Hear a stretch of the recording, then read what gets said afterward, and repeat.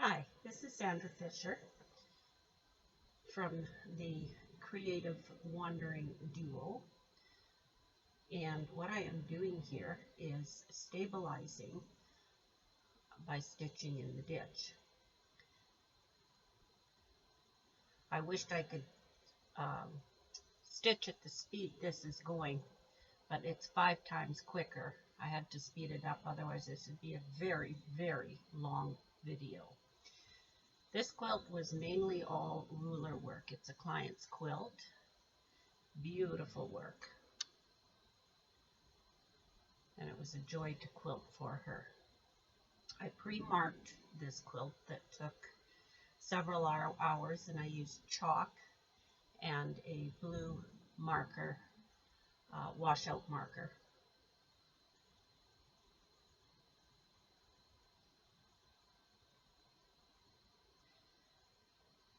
The idea when you're doing ruler work is to, even though you don't have the correct ruler, you can make other rulers adapt to the curve by going slow.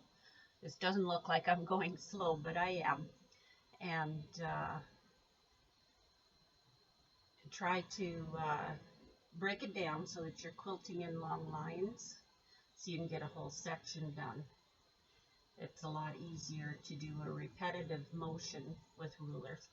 And choose a ruler that fits your hand. I have some rulers that are too big, and I have a very difficult time using them because I cannot, they don't fit my hand. And you just don't quilt beyond where your fingers are is the key. That way you can keep it stable. And if you notice, I have my pinky on the quilt itself to stabilize that ruler.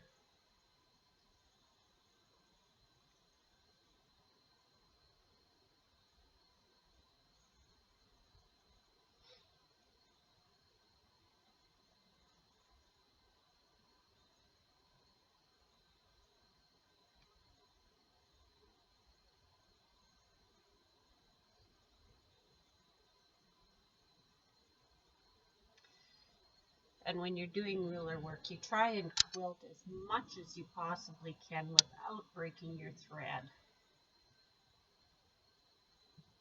It just keeps the strength in your quilt and in your thread. The more stops and starts you have, the weaker your threads are, the more easier they are to unravel and pull out.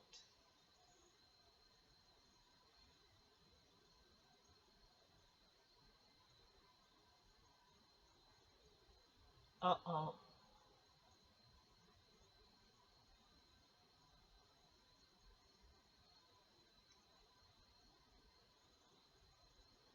Yep. Oops. Even professional long armers make mistakes. And yeah, I wish the unsewing part would go this quickly. We have to keep our rippers, seam rippers, practiced up every once in a while too.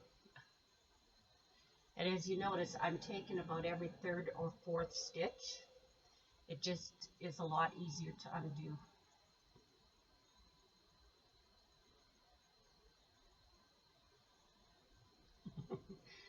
Yeah.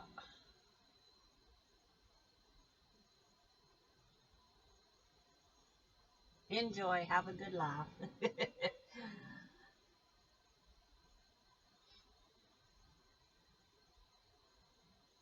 We have to keep practiced up on taking stitches out.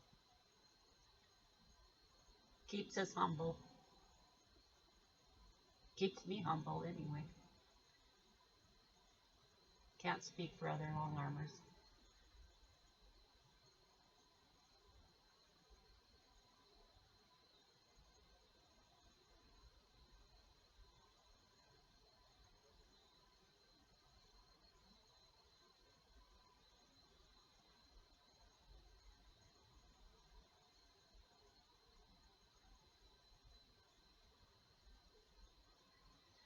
There, now you'll see why I went the wrong direction on the pattern. If you see the block above, it's doing the crosswise, and I wanted the design to be a little bit different. It keeps it interesting, especially when you're working with a lot of straight lines.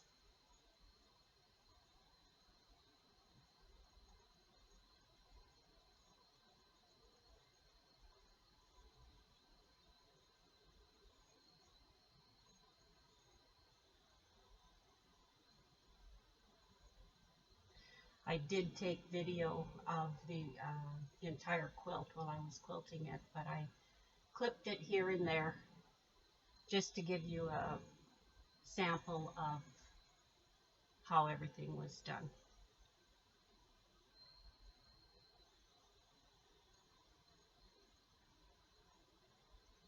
See there, I changed my rulers from the long one to a shorter one, which is easier to turn and move it as I needed. The other one is a little bigger and more cumbersome.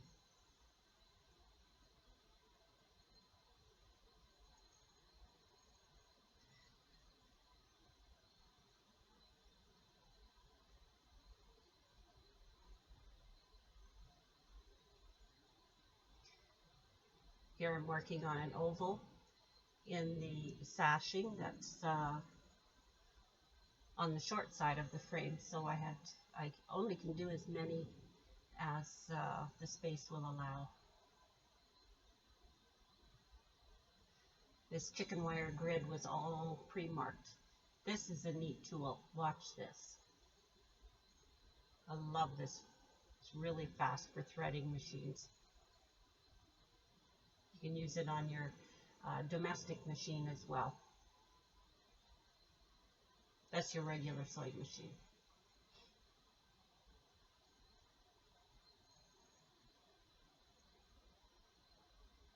I wished I could go around applique this fast. That takes a lot of time. And again, I'm using the smaller ruler to make it easier. There's other rulers that have cutouts in them that fit around your foot. I have a couple of those, but I end up using a straight edge a lot of the time. I just find it helps to guide my machine better. And I can twist and turn it as needed. And I don't put the sandpaper stickies on the back of my rulers because I like them to be able to slide easily. The sandpaper stickies hold your ruler better in place so that it doesn't slide as easy on the fabric. I tried that with a couple of my rulers, and yeah, I ended up taking them off. I didn't like them. But you have to do what's best for you when you're doing ruler work. Not everything works the same for everyone.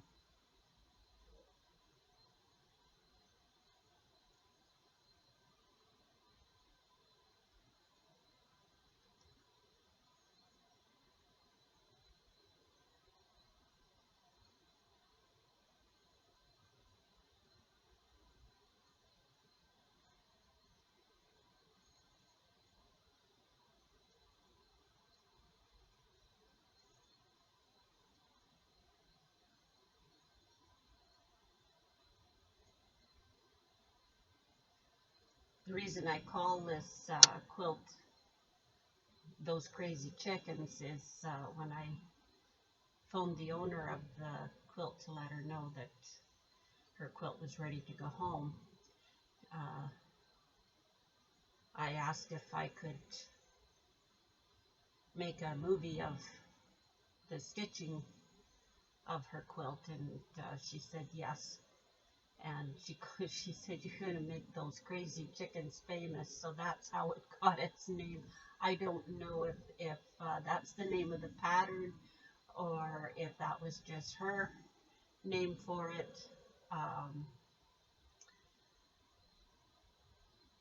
I'll have to find out the pattern name because it's quite a unique. It almost looks like a McKenna, but I'm not sure if it is.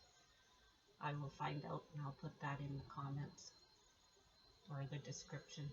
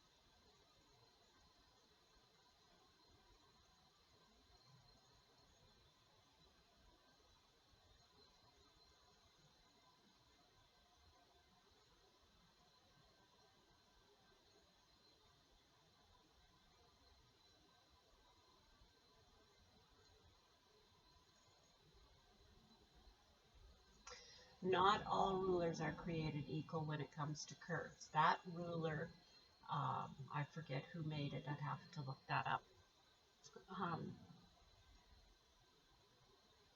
It has the same curve on the inside as the outside, and that's how come I could interchange that. And I wanted to show you how I do the bottom of my quilts so that they stay straight and lay flat. I don't end up with any puckering. I stitch as, or I baste stitch as I take the pins out of the bottom leader.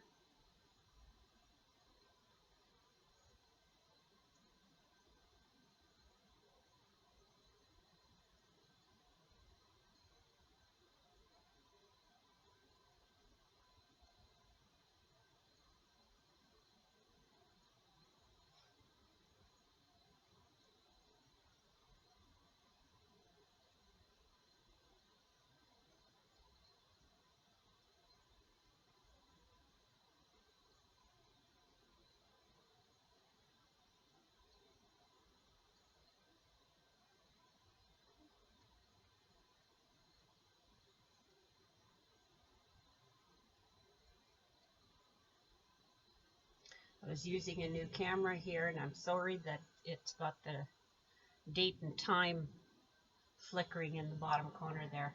I've learned since how to take that out of there.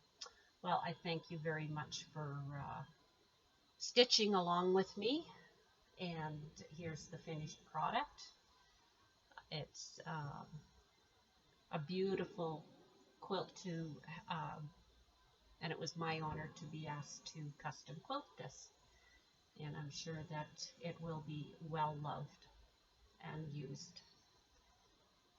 So remember to subscribe to our channel, share this on social media, and comment. I like to hear your comments. I like your feedback, and